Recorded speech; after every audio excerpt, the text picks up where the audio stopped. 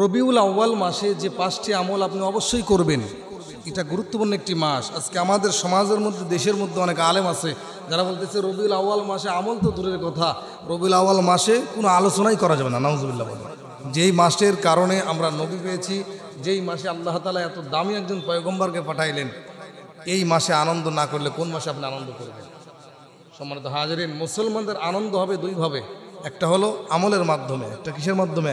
একটা আমলের মাধ্যমে, আর একটা হলো নবীর স্মরণের মাধ্যমে, নবীর জীবনী আলোচনা বৃত্তান্তের মাধ্যমে। আজকে যারা বলতেছে মিলাদুন নবী করা যাবে না, আপনি একটু চিন্তা করেন তো। মিলাদ শব্দের অর্থ হলো জন্ম, নবী মানে কি? নবী। তাহলে মিলাদুন নবী কেউ যদি বলে বেদাত, তাহলে নবীর জন্মটাই সে কি করলো? অস্বীকার করলো। এই জিনিসগুলো যদি আপনি সাধারণ মানুষের মধ্যে প্যাঁচ লাগায় দেন, তাহলে আপনাকে তারা আলেম হিসাবে মানবে না। কেননা আপনাকে যত মানুষ আলেম হিসাবে মানুষ যত ভালোবাসুক, নবীর চাইতে আপনাকে কেউ ভালো বাসে। এজন্য 4টি আমল আপনি করবেন এই মাসে। যে যত কথাই বলুক না কেন, এই মাসে আপনি 5টি আমল করবেন। কয়টা আমল? 5টা আমল করবেন। অবশ্যই আল্লাহ এই 5টা আমল করার কারণে নবীর সুপারিশের মাধ্যমে আপনাকে জান্নাতের মেহমান বানায় দিয়েছে। বন্ধুগণ আমার ভাইয়েরা, আল্লাহ নবীজি রবিউল আউয়াল মাসে নবীর জন্মদিন, নবীর জন্মের মাস রবিউল আউয়াল মাস। এই মাসে 5টি আমল যদি আপনি করতে পারেন, তাহলে আল্লাহ নবীর কাছে আপনার মর্তবা বেড়ে যাবে। সুবহানাল্লাহ। 1 নম্বরে নবীজি বলছেন এই মাসে তোমরা বেশি বেশি কালিমা পাঠ করবে, বেশি বেশি কালিমা পড়বে। নবীজি বলেন, মান ক্বালা লা ইলাহা ইল্লাল্লাহ ওয়া আন্না মুহাম্মাদুর রাসূলুল্লাহ হাররামা আলাইহিন নার। যে ব্যক্তি রবিউল আউয়াল মাস নাই, শুধু নিজের জবানে সব সময় কালিমা জপন করবে, কালিমা জপতে থাকবে, ওই ব্যক্তির জন্য আল্লাহ জাহান্নামের আগুনকে হারাম করে দিবে। নবীজি এই মাসে বিশেষ করে রবিউল আউয়াল মাসে এবং রমজান মাসে, 2 মাসে নবীজি কালিমা পড়ার কথা বেশি বলছেন। এই জন্য রবিউল আউয়াল মাসে আপনি 1 নম্বরে কি করবেন? কালিমা পড়বেন তো ইনশাআল্লাহ। সকলে কি করবেন? কালিমা বেশি বেশি করবেন। 2 নম্বরে নবীজি বলতেন ইস্তেগফার, তওবা বেশি করো। কি করো? বেশি বেশি ইস্তেগফার এবং তওবা করো। কারণ ইস্তেগফার এবং তওবা করার কারণে আপনার জীবনের গুনাহগুলো মাফ হয়ে যাবে। এই মাসে নবীর আগমনের মাস। সারা জীবন নবী আমাদের জন্য কষ্ট করছেন। এখন আপনি যদি নবীর জন্য কিছুই না করতে পারেন, আপনি নবীর সামনে কোন মুখ নিয়ে দাঁড়াবেন? এই জন্য কি করতে হবে? 2 নম্বরে ইস্তেগফার পড়তে হবে। বন্ধুগণ আমার ভাইয়েরা, নবীজি বলেন, মানুষকে যখন আল্লাহ গুনাহ মাফ করে জান্নাতের মেহমান বানায় দিবে, কোন মানুষ যখন জান্নাতে চলে যাবে, জান্নাতে যাওয়ার পরে দুনিয়ার কোনো জিনিসের জন্য তো আর আফসোস হবে না। কিন্তু যে ব্যক্তি জান্নাতে যাওয়ার পরে ইস্তেগফারের আমল দেখে জান্নাতে অন্যজনের মর্তবা দেখবে, ওই ব্যক্তি অন্যের মর্তবা দেখার পরে আফসোস করে বলবে, রব্বুল আলামিন দুনিয়াতে আমাকে আরেকটাবার পাঠায় দাও, নিজের জীবনে সব সময় ইস্তেগফারের আমলটা বেশি করব, যদি জান্নাতে আমার মর্তবা আরো বেড়ে যায়। তাহলে ইস্তেগফারের কারণে আপনার জান্নাতে মর্তবা কি হবে? বাড়তেই থাকবে। নবীজি বলেন, জান্নাত পাওয়ার পরে মানুষের কোনো আফসোস থাকে না, কিন্তু ইস্তেগফারের আমল দেখে জান্নাতে যাওয়ার পরেও কি হবে? যে আমি যদি দুনিয়াতে ইস্তেগফার বেশি করতাম, তাহলে আজকে জান্নাতের মর্তবা আমাদের অন্য সাথীদের তুলনায় আমার মর্তবা আল্লাহর কাছে কি হয়ে যাইতো? আরো বেড়ে যাইতো। যেমন ইস্তেগফার করার কারণে অন্যদের মর্তবা কি হয়ে গেছে? 2 নম্বর কি করবেন?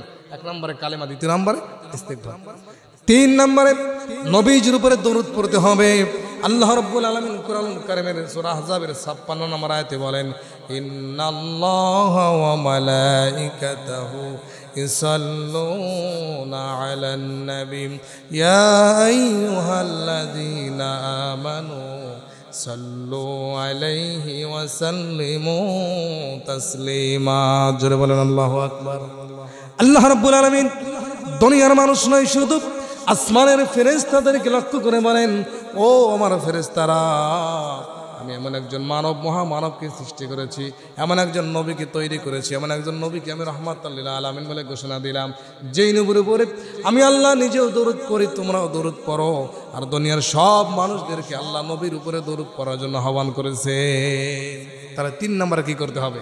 দরুদের আমল করতে হবে। রবিউল আউয়াল মাসের সবথেকে গ্রহণযোগ্য আমল হলো দরুদ পড়া। নবীজি বলেন, আমার জীবন দশায় সাহাবায়ে কেরাম যত আমল করেছে আমি নবী নিজের চোখে দেখছি। আমি দুনিয়া থেকে যাওয়ার পরে দুনিয়ার যে কোনো প্রান্ত থেকে আমার কোনো উম্মত যখন আমার উপরে দরুদ পড়ে, আমল করে, আমি নবীজি মসজিদের নববীতে শুয়ে শুয়ে আমার ওই উম্মতের আমলগুলো আমার কাছে জমা হয়ে যায়। ফেরেশতারা আমার কাছে দরুদের আমল, নামাজের আমল, তাসবিহ তাহলিল জিকিরের আমল আমি নবীর কাছে পৌঁছায় দেয়। সুবহানাল্লাহ।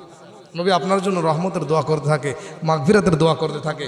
নবী যদি দোয়া করে কখনো মিস হবে না। এই জন্য 3 নম্বরে কি করবেন? বেশি বেশি দরুদ পড়বেন।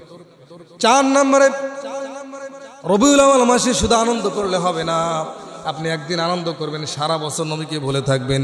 এই আনন্দ ইসলাম পরিপন্থী না, ইসলাম সমর্থন করে না। অনেক মানুষ আছে 12ই রবিউল আউয়াল আসলে আনন্দ করে, মিছিল করে, কিন্তু ভালো, কিন্তু সারা বছর এই আনন্দ উদযাপনটা, সারা বছর নবীর কথা তাদের মনে থাকে না। যদি তাই হতো, 12ই রবিউল আউয়ালে অনেক আনন্দ করার পরে, তাবারক খাওয়ার পরে, বাড়িতে যাওয়ার পরে ফজর নামাজ পড়ে না, আছে না নাই? বছরে একটা দিন আনন্দ করবেন আর সারা বছর নবীকে ভুলে থাকবেন, আপনার জন্য আনন্দ হারাম, আপনার জন্য আনন্দ মানাই না। নবীর জন্য একদিন আনন্দ করলে সারা বছর নবীকে চিনবেন না, ওই আনন্দ করে নবীর কাছ থেকে কোনো প্রতিদান পাবেন না। এই জন্য আমরা রবিউল আউয়ালের 12 তারিখে আনন্দ করব, পুরা মাসে আনন্দ করব, সারা জীবন আনন্দ করব। আনন্দে আমরা ইসলামের কাজ করব, নবীর উপরে দরুদ পড়বে, নবীকে ভালোবাসবো। আনন্দ করে আমরা গুনাহের কাজে লিপ্ত হব। এই জন্য নবীর প্রতি মহব্বত থাকতে হবে, দরুদের আমল করতে হবে।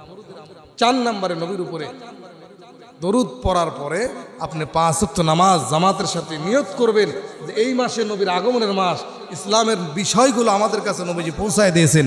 সুতরাং যেহেতু নবীর আগমনের মাস, এই মাস থেকে আমি তওবা করে নিলাম। যেহেতু রবিউল আউয়াল শব্দের অর্থই তো আমরা অনেকে জানি না। রবি মানে কি বলেন? রবি মানে বর্ষণ, আউয়াল মানে প্রথম বর্ষণ বা প্রথম বছর। যতই আরবি মাস হিসাবে মহরম মাসকে আমরা প্রথম বছর বলি, কিন্তু নবীর আগমনের মাস হিসাবে এটাও কি প্রথম বর্ষ। আলোকবর্তিকা, সম্মানিত হাজরিন, হিদায়াতের আলো নিয়ে আল্লাহ তাআলা এই মাসেই নবী নূর নবী মুহাম্মদ সাল্লাল্লাহু আলাইহি সাল্লামকে দুনিয়াতে কি করেছিলেন? প্রেরণ করেছিলেন। এজন্য আপনি কি করবেন? 5 ওয়াক্ত নামাজ পড়তে হবে। 4 নম্বরে নবীকে মহব্বত করতে হলে 5 ওয়াক্ত নামাজ পড়া ছাড়া বিকল্প কোনো। আমার ভাইরা, নবী আমাদের জন্য কত কষ্ট করলেন। আম্মা জান আয়েশা বলেন, ও দুনিয়ার মানুষেরা শোনো, নবী যেদিন বিদায় নিয়ে দুনিয়া থেকে বিদায় নিয়ে চলে যাবে, নবী আমার বিদায় নিয়ে চলে যাবে, নামাজে যাওয়ার কোনো শক্তি নাই, শরীরে শক্তি নাই। সাহাবায়ে কেরাম কাঁদতেছেন, মসজিদে নববীতে কান্নার রোল পড়ে গেছে, সবাই কাঁদতেছে। নবী আমার যাওয়ার মতো কোনো শক্তি নাই। নবী আমার বিদায় মুহূর্তে আম্মা জান আয়েশাকে বললেন, দরজা খুলে দাও। দরজা খোলা হলো। সাহাবায়ে কেরাম নামাজ পড়তেছেন, নবী দেখতেছেন আর মুস্কি মুস্কি হাসতেছে, আর চোখের কোণায় পানি। একদিকে জবান দিয়ে তিনি হাসতেছেন আর চোখে কি আছে? পানি আছে। আম্মা জান আয়েশা বলেন, ইয়া রাসূলুল্লাহ, ইয়া হাবিবাল্লাহ, নবী আমার, আপনি মসজিদে যেতে পারেন নাই, সাহাবায়ে কেরাম নামাজ পড়তেছে, আপনি নামাজের দৃশ্য দেখে এত আনন্দ কেন পাইলেন? নবীজি বলেন, আয়েশারে শোনো, এই জামাত প্রতিষ্ঠা করার জন্য তায়েফের ময়দানে আমি রক্ত ঝরাইছি। এই জামাত কায়েমের জন্য উহুদের ময়দানে আমার দান শহীদ হয়ে গেছে। এই জামাত কায়েমের জন্য আমার হাজার হাজার সাহাবী শহীদ হয়ে গেছে। এই নামাজ প্রতিষ্ঠা করার জন্য জীবন দিয়েছে অনেক সাহাবায়ে কেরাম। আজকে আমার সাহাবায়ে কেরাম যেভাবে নামাজ পড়ে, আমি নবীজির দিল বড় শান্তি হয়ে গেছে। ও বিবি আয়েশা, খেয়াল করে শোনো, কিয়ামত পর্যন্ত যত মানুষ দুনিয়াতে আসবে, এরা যদি এইভাবে নামাজ জামাতে নামাজ আদায় করতে পারে, আমি নবীজি ওই উম্মতকে সারা জান্নাতে যাব না। কারণ সুবহানাল্লাহ। সম্মানিত হাজিরিন, তাহলে 4 নম্বরে আমাদের কি করতে হবে? রবিউল আউয়াল মাসে নামাজের গুরুত্ব দিতে হবে, এই মাসে নিয়ত করতে হবে, আর জীবনে কোনোদিন নামাজ ছাড়ব না। 5 নম্বরে নবীর মহব্বতে সাহাবায়ে কেরাম নবীর জন্মদিন পালন করেছেন রোজা রেখে। কি রেখে? রোজা রেখে। নবী প্রতি সোমবার রোজা রাখতেন। জিজ্ঞাসা করা হলো, আপনি কেন রোজা রাখেন? বলে, এই দিনে আমি জন্মগ্রহণ করেছি, দুনিয়াতে এই দিনে আমি এসেছি। আল্লাহ তাআলা আমাকে এই দিনে, সোমবারের দিনে দুনিয়াতে আমাকে প্রেরণ করেছেন। আমার জন্ম দিবস উপলক্ষে আমি নবীজি আমার জন্ম রোজা রাখার মাধ্যমে পালন করি, তোমরাও রোজা রাখো। সুবহানাল্লাহ।